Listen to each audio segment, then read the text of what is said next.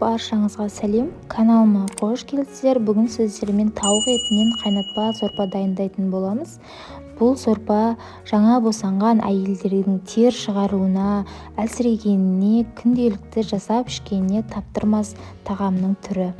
Ең алдымен етімізді осылай бірнеше бөліктерге бөліп, ыдысымызға салып, жақсылап жуып алатын боламыз. Қазанымызға таза суымызды құйып, жаңағы етімізді салып шығамыз.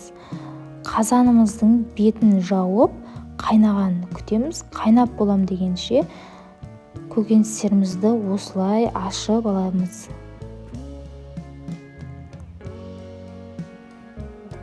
Сорпамыздың салмасына сәбіз, картоп, болгар бұрышын, пиязымызды, қызанағымызды, сарымсағымызды қосамыз.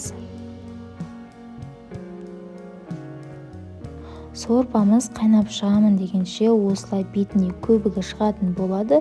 Көбігін арнайы сүзгішпен алып тастаймыз.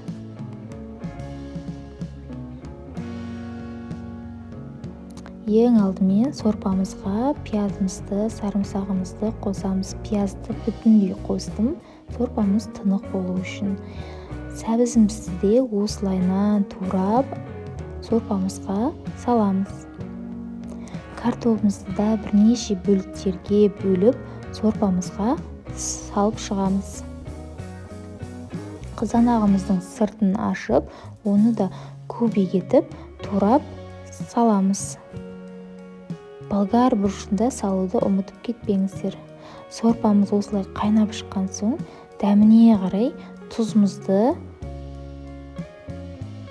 бұрышымызды қосатын боламыз. Өздеріңіз көріп тұрғандай, сорпамыз дайын, әдемі, тұнық болып шығады.